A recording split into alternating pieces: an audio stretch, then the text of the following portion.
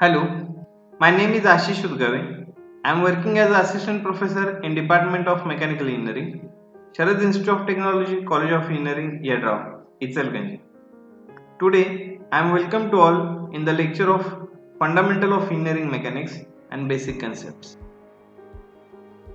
Today, in video number 1, we are going to cover Fundamental of Engineering Mechanics and Basic Concepts.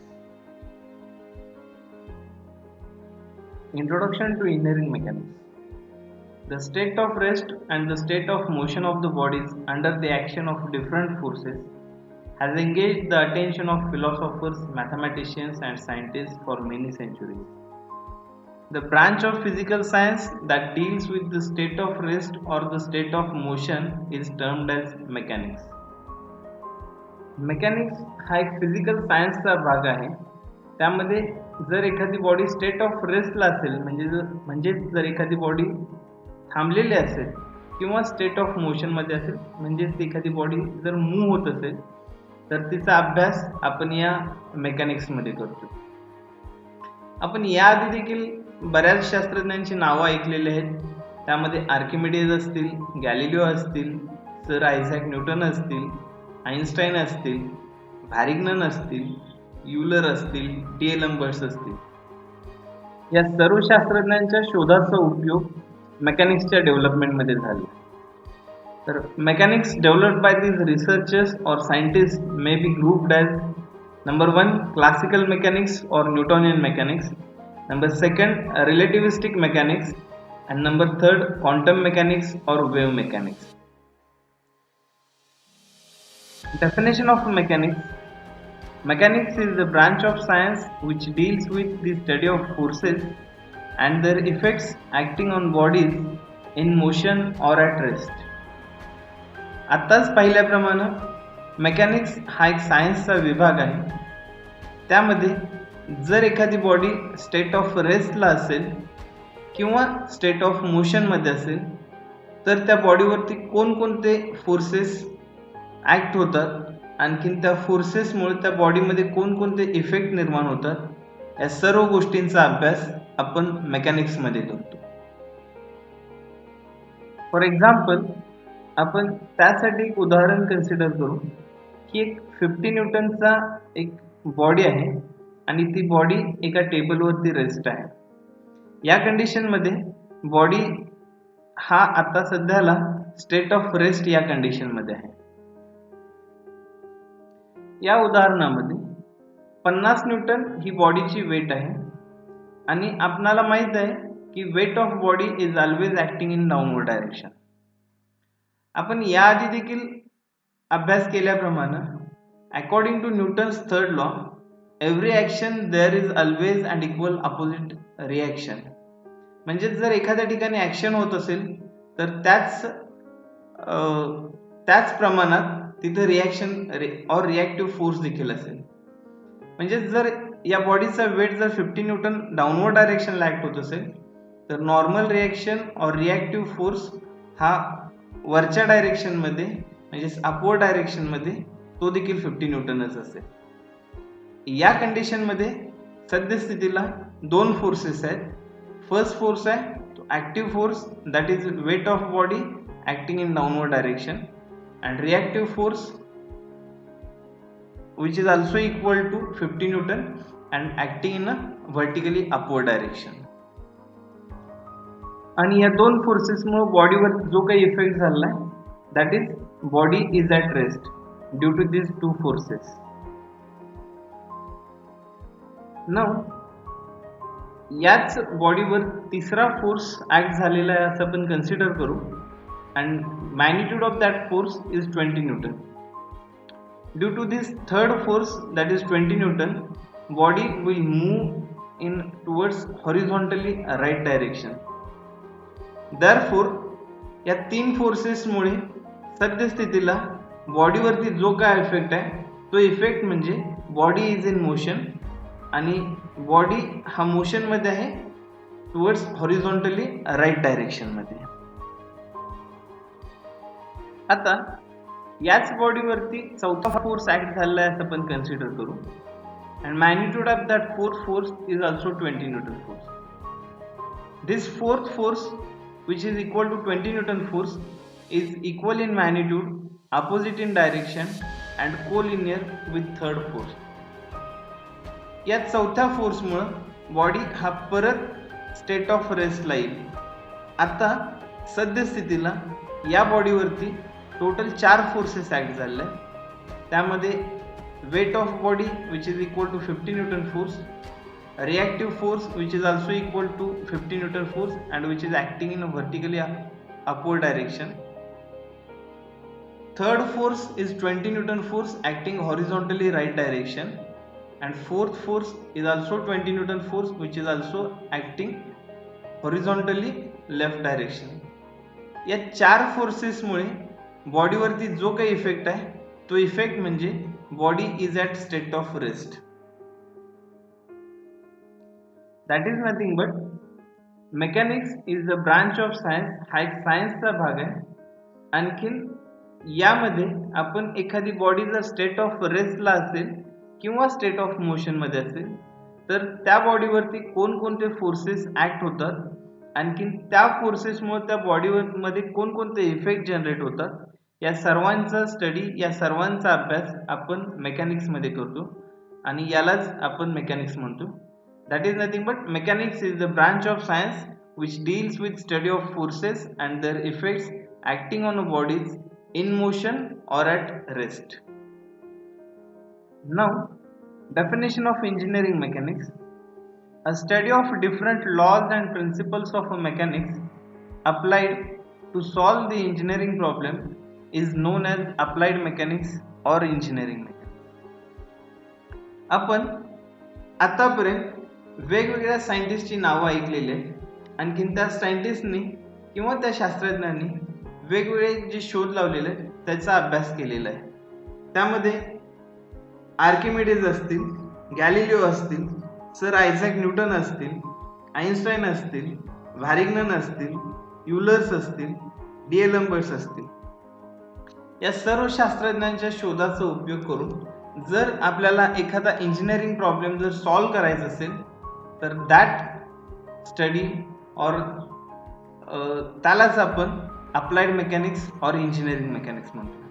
म्हणजेच a study of different laws and principles of mechanics applied to solve the engineering problem is known as applied mechanics or engineering mechanics.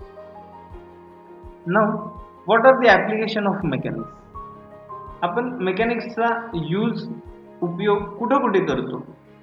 तर त्याचा पहिला उपयोग आहे to evaluate the forces in members of friends. म्हणजेच एखादी machine असेल किंवा एखादा ट्रस असेल किंवा एखादा पूल असेल किंवा एखादा मेंबर असेल तर त्या मेंबरमध्ये किती फोर्स आहे तर त्याचा इव्हॅल्युएशन आपण या मेकॅनिक्सच्या माध्यमातून करू शकतो. Second application of mechanics is to find the force in cables. For example, जर सपोज 2 इलेक्ट्रिक पोल्स असतील किंवा 2 इलेक्ट्रिक टॉवर्स असतील, आणखीन त्या 2 टॉवर मधल्या केबलमध्ये, इलेक्ट्रिक केबलमध्ये किती फोर्स आहे याचा जर आपल्याला अभ्यास करायचा असेल तर तो आपण या मेकॅनिक्सच्या माध्यमातून करू शकतो.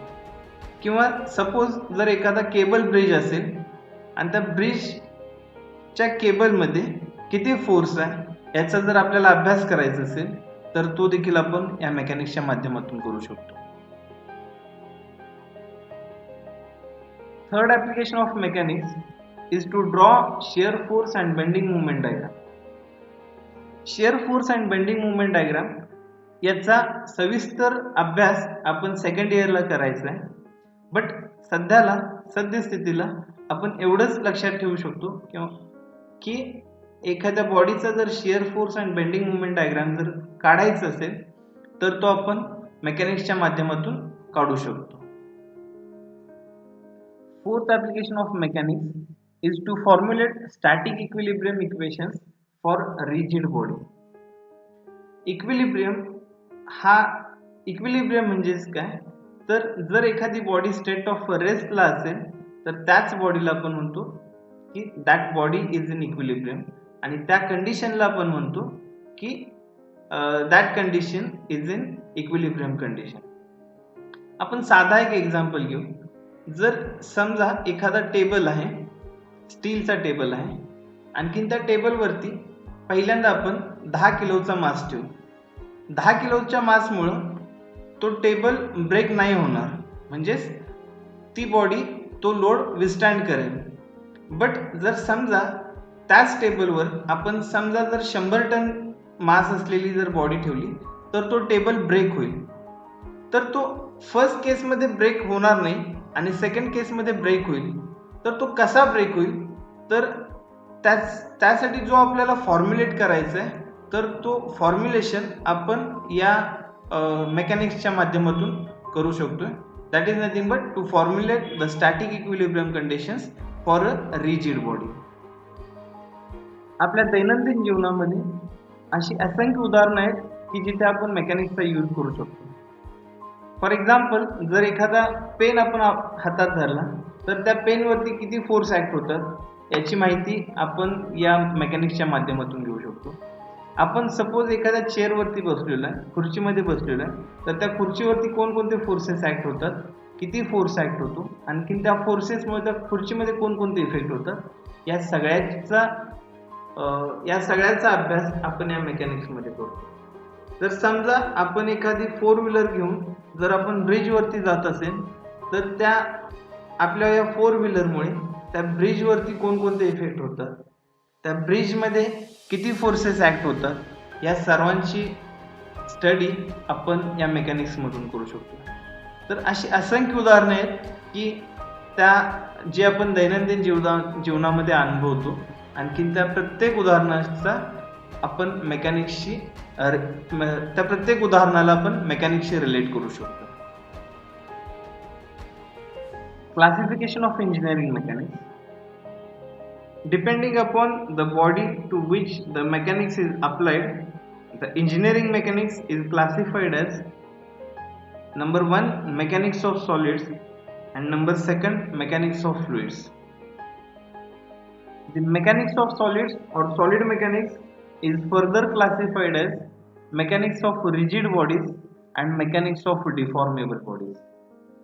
रिजिड बॉडी म्हणजेच काय, जर एखाद्या बॉडीवर आपण कितीही फोर्स जर अप्लाय केला, आणखीन त्या फोर्समुळे ज्या त्या बॉडीमध्ये थोडाही किंवा किंचितही जर त्याच्या शेपमध्ये आणि साईजमध्ये जर फरक पडत नसेल तर that body is called as a rigid body.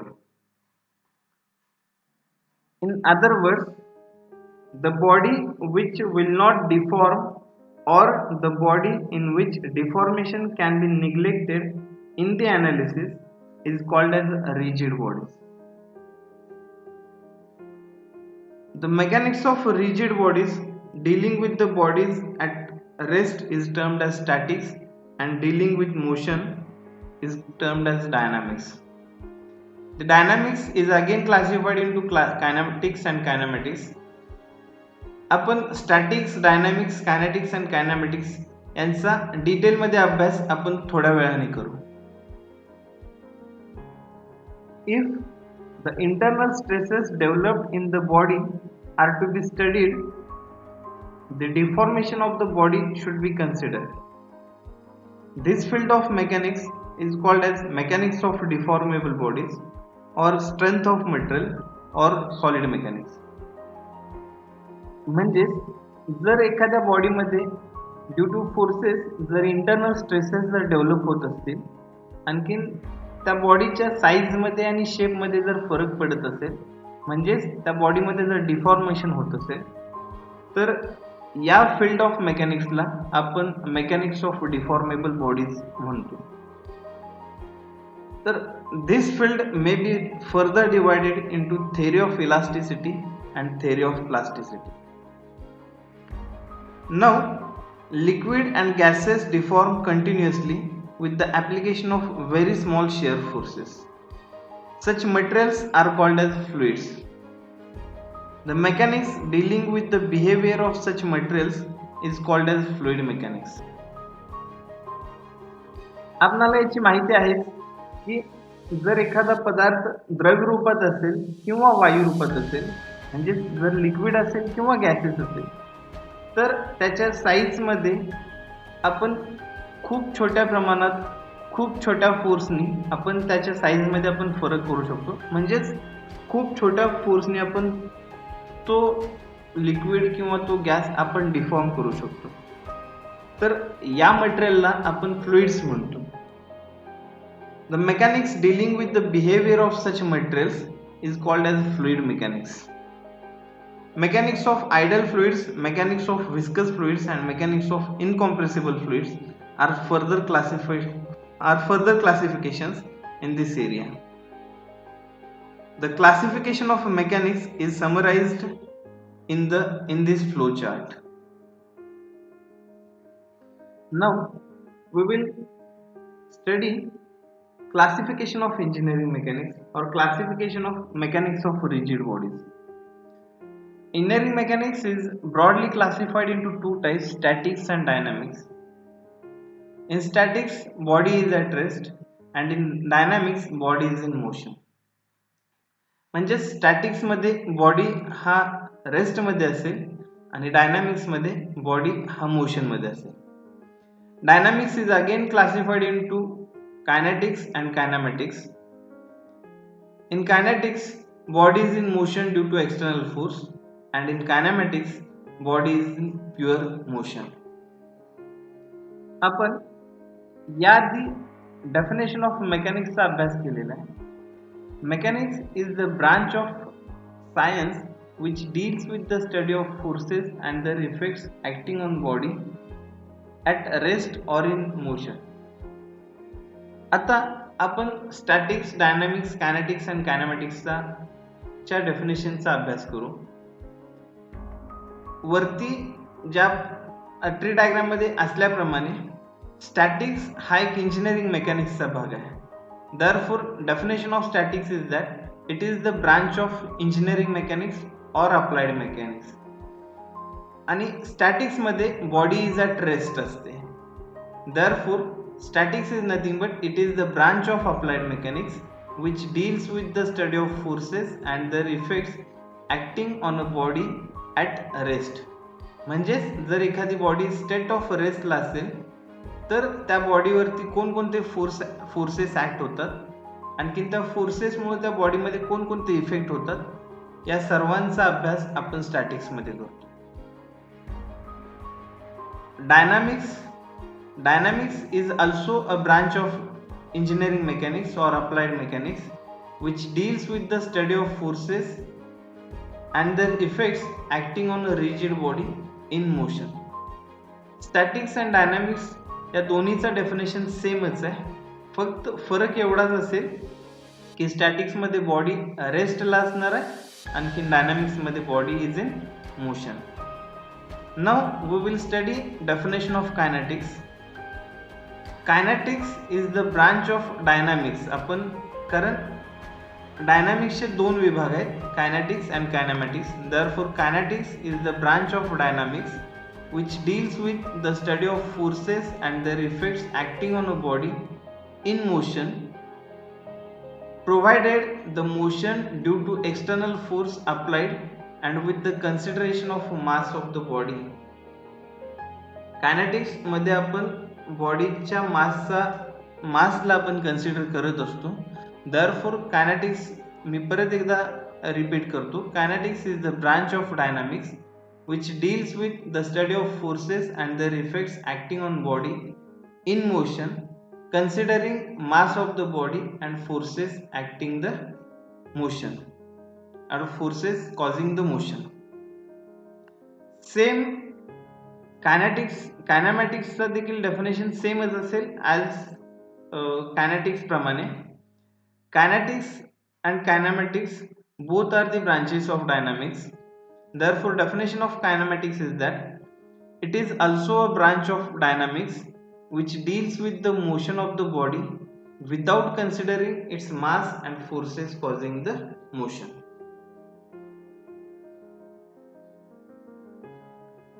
Kinetics मध्ये बॉडीचा mass and force causing the motion consider केलं जातं, आणि कायनेमॅटिक्स मध्ये mass of body and force causing the motion consider केलं जात नाही.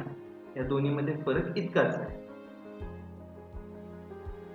Please note that this video is prepared for academic use only.